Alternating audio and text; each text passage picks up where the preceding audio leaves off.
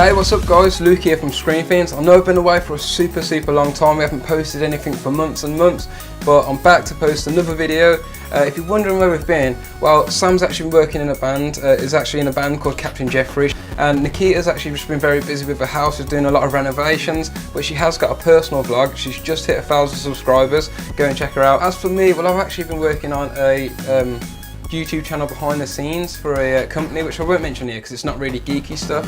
And I've been doing that basically for the last 5 months since I've sort of stopped posting here. It's been a full-time job and I've just been bringing that channel up. Over the last few months I've obviously not been able to talk about all sorts of stuff, so Batman vs Superman, my thumbs up for that. Thumbs up. I actually, unlike most people, I actually thought it was okay. I actually quite liked the tone. I thought the tone was appropriate considering you get to see how scary the world is with someone like Superman in it. From the point of view of like the average person, you know, whole cities are crumbling, it's quite scary.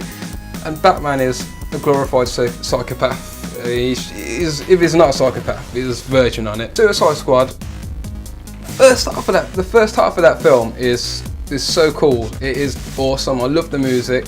And then the second half just feels different, it just sort of peters out and gets a bit boring basically. Although Will Smith's quality in it and Margot Robbie's,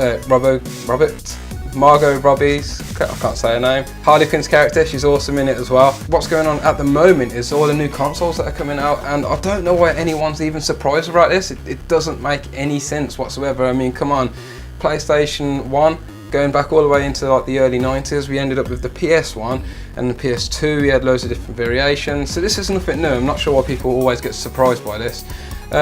Sony and Microsoft have got 2 new consoles coming out. Predictably, they're both 2 of which are going to be smaller and more energy efficient, which makes sense. And then 2 are going to be the big powerhouses that can do 4K and all that kind of stuff. As for Nintendo, I'm actually more intrigued by Nintendo. If you've listened to my stuff before, Nintendo kind of frustrate me, but also I kind of want them to do well. They frustrate me because they're dicks, let's be honest. They're dicks to people on YouTube, you know, we all know what they do. And they do crazy stuff as well. It's like they always innovate, but they do it in their own unique way, which doesn't always pay off, aka Wii U. So they've got a console out which is currently codenamed the NX. It's be out sometime next year, I think. It looks very cool because in concept you can got a game console which you can take out with you. I really can't see any other company other than Nintendo making something like this work, really, to be honest. And they're even going to put cartridges back into it, which makes so much sense because, come on, loading times absolutely suck. On the downside, a typical Nintendo, they've got this awesome sort of concept, but then they've got sort of old technology in. I think the chip in it is from the Nvidia Shield. It's a few years old. I understand they do this. This is a strategy they've used in the past to keep sort of costs and that down.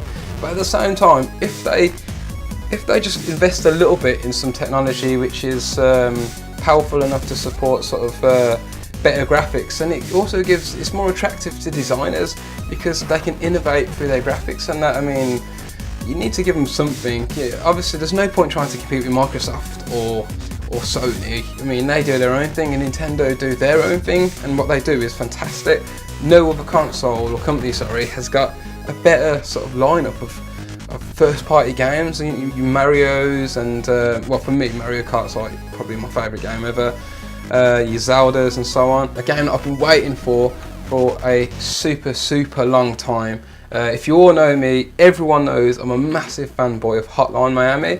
It's got that incredible soundtrack, it's super violent and dark and got a really weird story. I finished it on my PC, I completed it on my PlayStation as well, both games.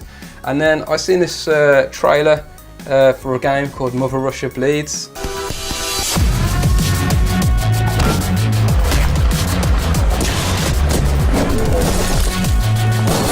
And the first thing that sort of struck me was the thumping synthwave soundtrack. And I was like, yeah man, that sounds cool. Then I started watching, I was like, fuck man, it looks really cool. It's got those retro graphics, it's super violent, and yeah, I've been waiting for it for ages, ever since then basically.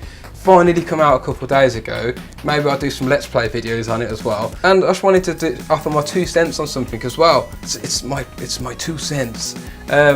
And this is where I just sort of look at something that's been controversial about the game, or offer a bit of philosophy or whatever, just wax lyrical. And that's basically, a while ago this game actually had a bit of controversy because some people felt it portrayed the LGBTQ community in a bad light. Now, representation in the media and diversification in the media is something that's a big sort of deal to me. It means a lot to me. Things I can relate to is obviously looking at stuff that is whitewashing, how black people are portrayed in films. You know, you've got the comic relief, the token black guy. We all know the tropes, and I don't think there's been a community even like, I think the LGBTQ community, I think they've probably had the worst rap out of any sort of demographic because they're not represented well at all. So I can see where the controversy might come from here. You've got characters in the game that are basically wearing sort of like BDSM gear, but I've got to say I think it's presumed that these characters are from that demographic. But regardless, I want to know how people feel about this. I'm going to get on with the game soon. I'll probably do a let's play video of it as well, which will be really cool. Don't forget to hit subscribe, guys, and for your fix, keep it Screen Fiends.